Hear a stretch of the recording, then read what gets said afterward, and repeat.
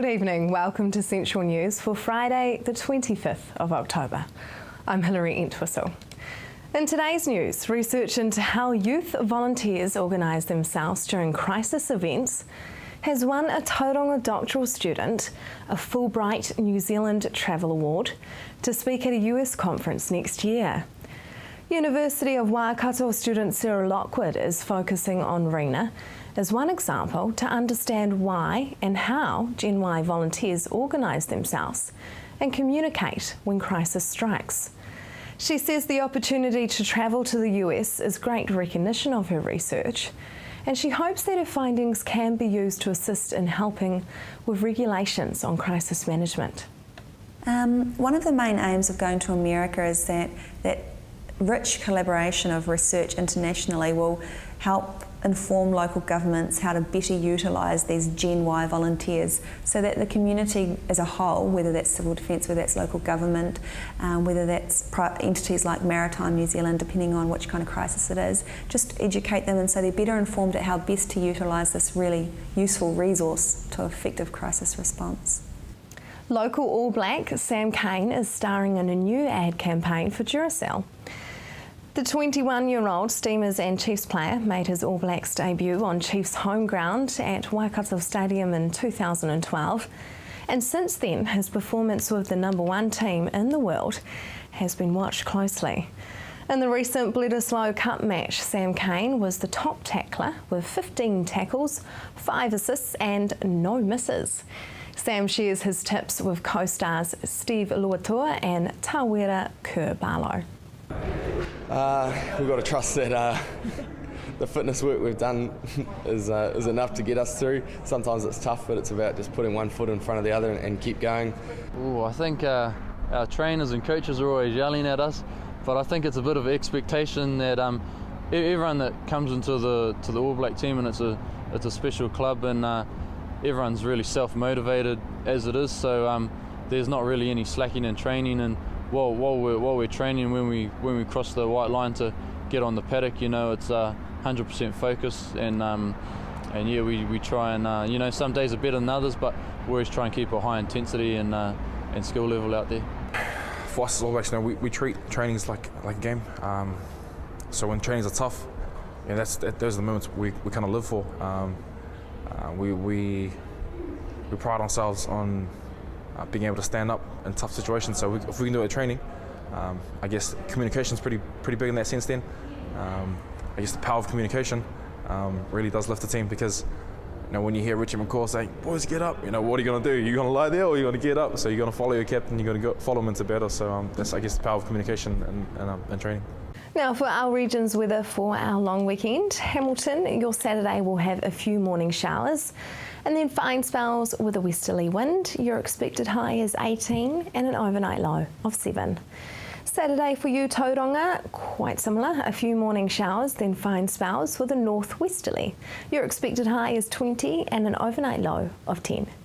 Sunday for you, Hamilton, will have rain developing in the morning and a westerly. Your expected high is 18 and an overnight low of 7. Rain developing in the afternoon, Tauranga, and a northwesterly for your Sunday. Your expected high is 19 and an overnight low of 8. And it's not looking fantastic for both our cities on Monday, with predictions for a few showers. Just ahead, a new report into the tsunami risk of New Zealand.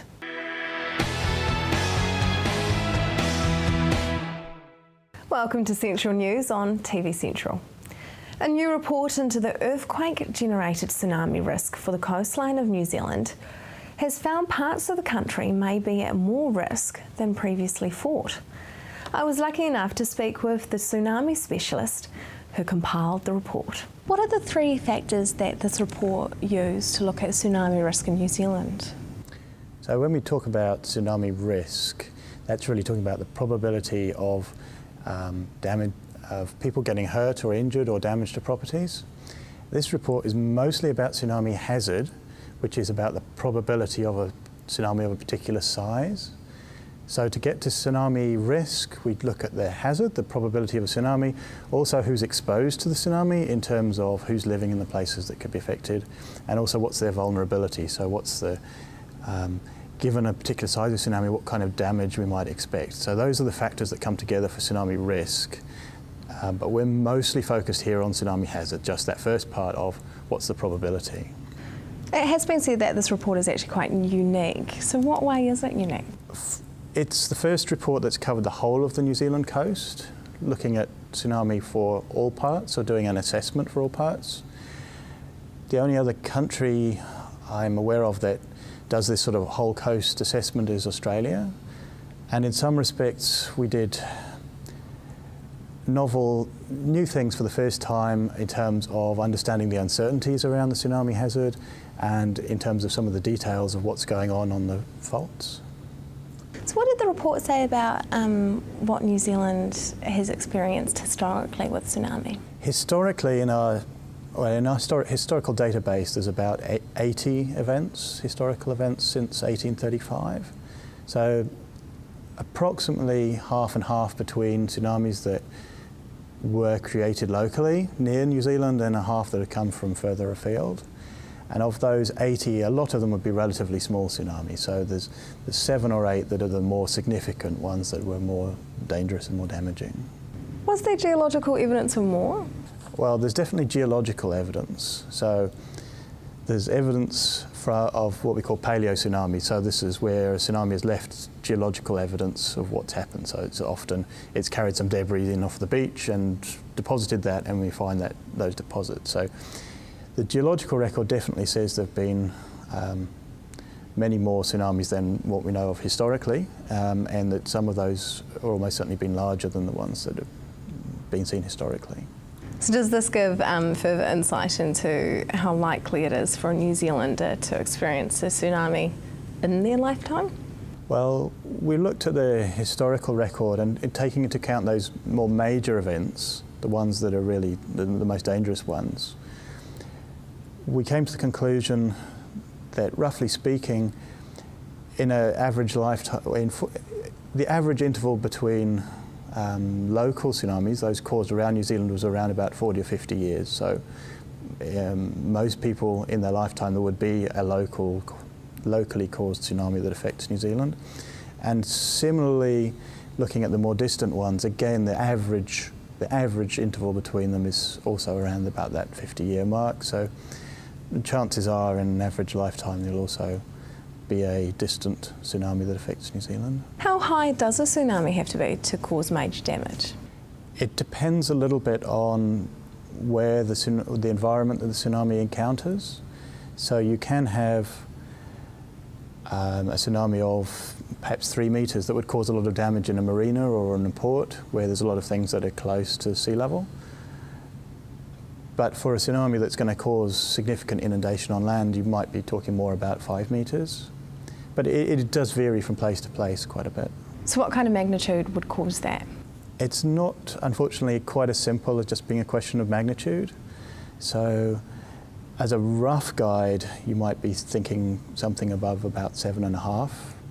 If it happened nearby, would be big enough to cause that kind of damage. But it isn't that straightforward. For instance, in 1947, on the coast north of Gisborne, there was a major tsunami, and that was magnitude 7.1. So it could be, so you could still have a dangerous tsunami locally from something that's 7-ish. It's not impossible. There are other factors besides just the magnitude. And what did the report reveal about the travel time of tsunami?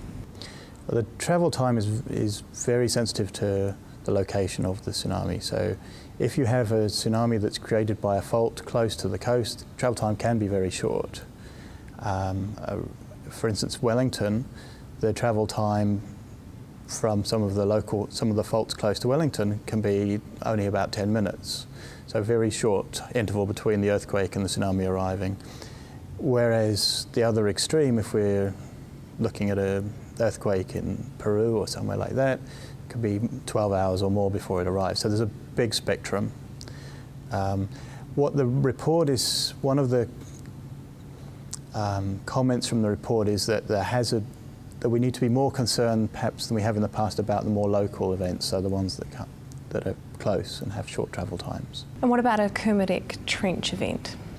So for a Kermadec Trench event coming to the Bay of Plenty, it does vary along the Bay of Plenty coast. I think from memory we're talking sort of 45 minutes to an hour, that kind of range. But it could be even less than that if you're right at the towards the eastern part of Bay of Plenty. You can view the report at Civil Defence's website, civildefence.gov.nz. Coming up next, 15,000 signatures strong.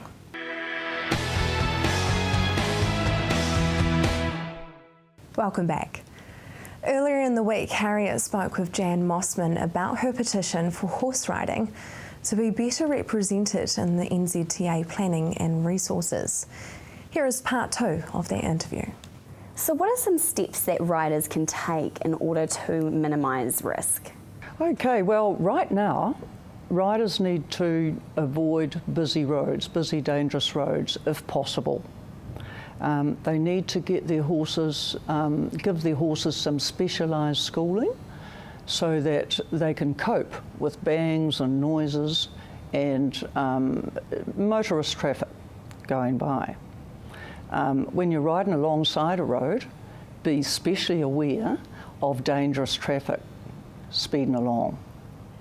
Wear high-vis clothing, that's very, very important. And long term, the best way to help is to get involved, be proactive with the movement, and help protect the rights of New Zealand horses, that they need that safe access way. We also need to get hold of groups. We need to make groups of like-minded people, because strong groups give great support. With these groups, we need to lobby local MPs, mayors, local board, community boards, and other local authorities. We need to spread the word.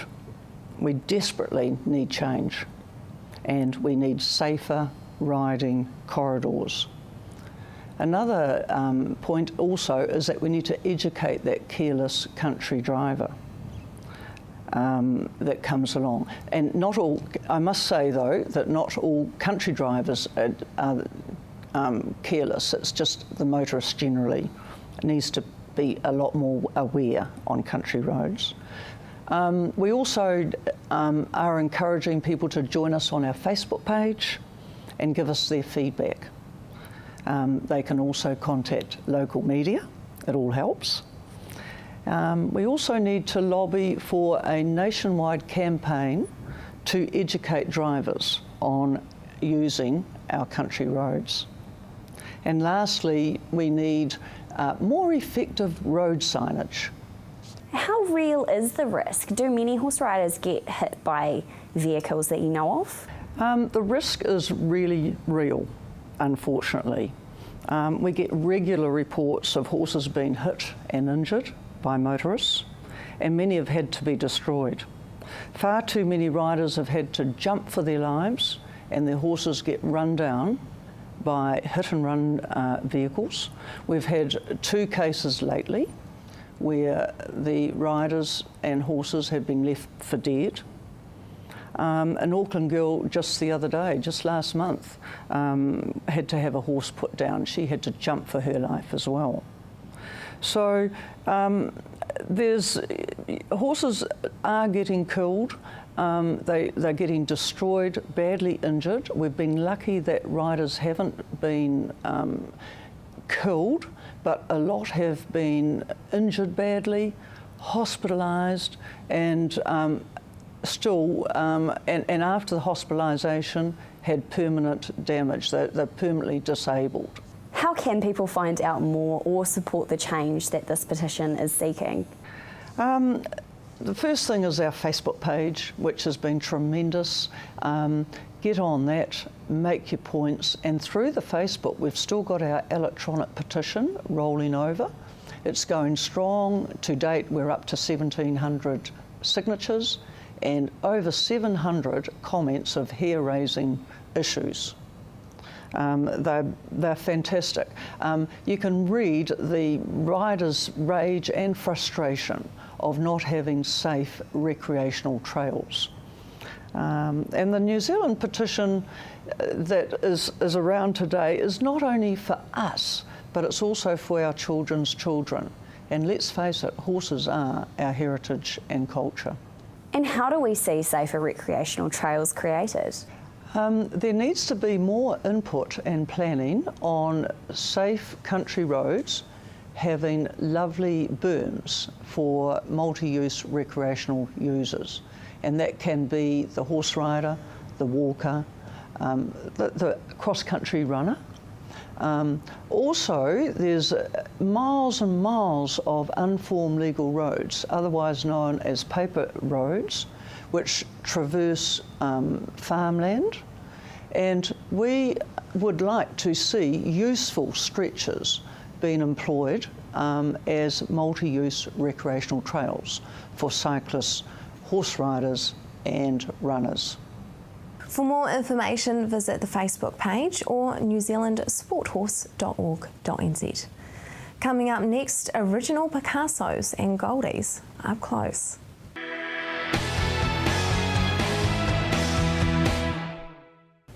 If you've just joined us, welcome to Central News. Coinciding with the Tauranga Arts Festival, the Gail Langford Gallery is setting up a pop-up exhibition in Grey Street. There are many well-known New Zealand artists and even some Picassos. So tell us about this little pop-up exhibition. Okay, well, we thought during the Tauranga Arts Festival we'd come down and open a space and contribute towards it. So we're here for 10 days till the 3rd of November. We've brought down 112 artworks, varying from a Charles Goldie painted in 1911 with a value of $265,000, through to things like the Hiram Lee, which are new media digital photography on Perspex. So we've got Colin McCann, we've got Dick Frizzell, we've brought down some examples of Gregor Cragor's work, who is exhibiting also at the Tauranga Art Gallery at the moment with a fantastic installation. So can you tell us a little bit about the artists behind you? Okay, so behind me we've got two paintings by Carl Morn.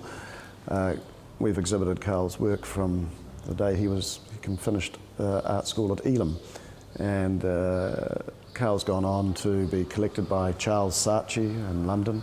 Right, so let's go have a look around the gallery. So John, tell us about this striking piece that's in the entranceway here. Okay, this is a gnome by Gregor Cragor. Gregor has had the idea of having this made out of stainless steel. So believe it or not, this is hollow, and it's made out of beaten stainless steel. So you imagine a sheet of stainless steel flat gets made into a gnome. So what about these works? These are stunning. They really take your breath away when you see them, don't they? This is a work by Ruben Patterson, one of my favourite artists. He works in glitter. So, he literally paints with glitter. He's very particular where he gets his glitter from. It's got to be a certain quality and a certain type. I think he's been every school teacher's nightmare, because all the children want to do now is paint and glitter. So you go into various schools and you see glitter everywhere. Ruben's a fantastic artist and full of energy and full of ideas, and this practice of his is just fantastic. Now this is the Frizzell corner, personally one of my favourite artists. So tell us about these pieces. So this is the Dick Frizzell corner, and what we're trying to do here is show you the very different practices that Dick has. So we go from his Pascoid Tiki, which is from his very famous Tiki series, which originated in the 90s, where he took the the sort of almost sacred Maori symbol and used some of the cubists and different styles to represent it. Then we've got a lovely still life painting, which is another one of Dick's practices, painted in 2007. And we come around the corner here to his landscape paintings, and Dick has been painting landscapes now since about 1995, 1996, and they've got more and more refined, and I mean they're fantastic representations and very New Zealand.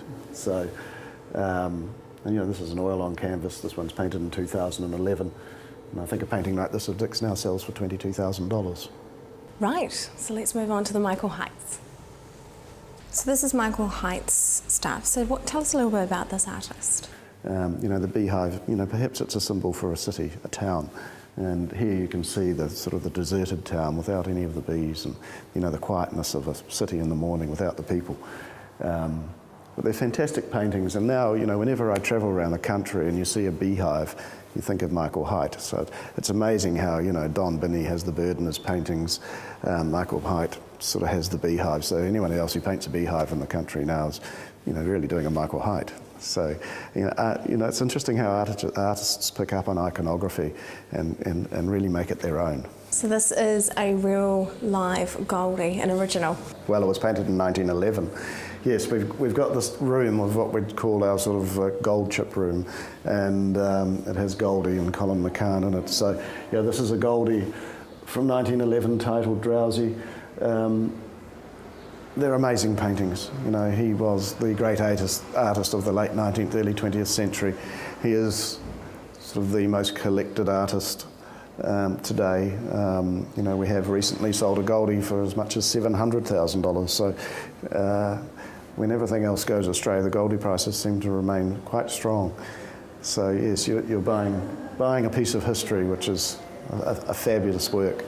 Another amazing artist in our history is McCann. Oh yes, well of the 20th century he's our greatest artist. This is painted in 1953. It's a painting of the South Canterbury landscape. It's an oil on canvas. And McCann sort of had this vision of the composition of the landscape and the structure within it. And so you can see this, the structure in the grid-like way that he's depicted the landscape. He didn't paint many of these, so they're very rare.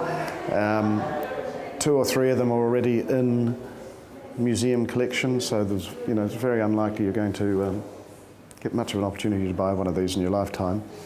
And the final painting in this room is also by Colin McCann, painted in 1965.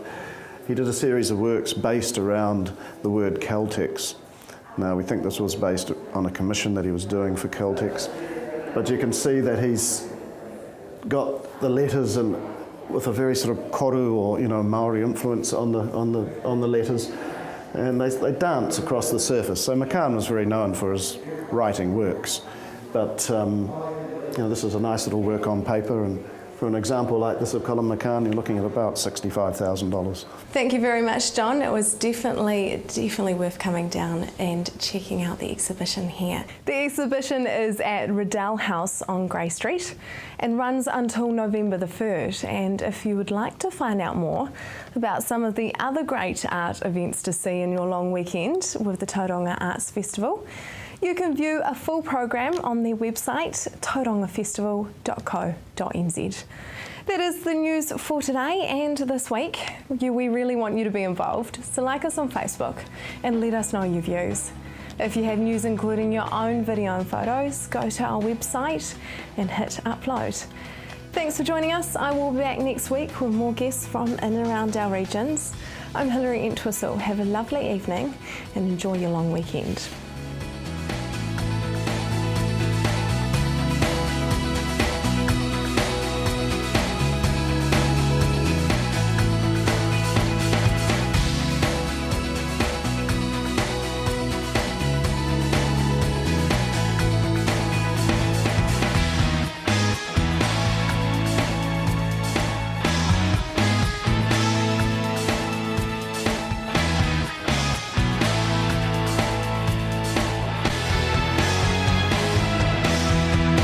This has been an Alpha Media production, a division of Television Media Group. Supporting local content so you can see more of New Zealand on air.